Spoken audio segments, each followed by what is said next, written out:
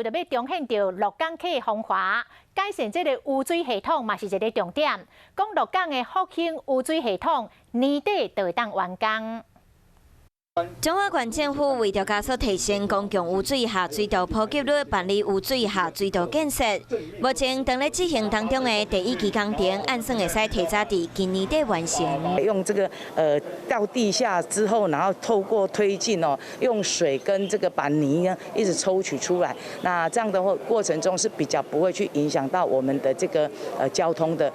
工程第一期执行复兴都市计划区内鹿港镇复兴路以北和鹿草路以西范围。后续还会有所谓的支线的一个到家里面接我们污水处理的一个部分哦。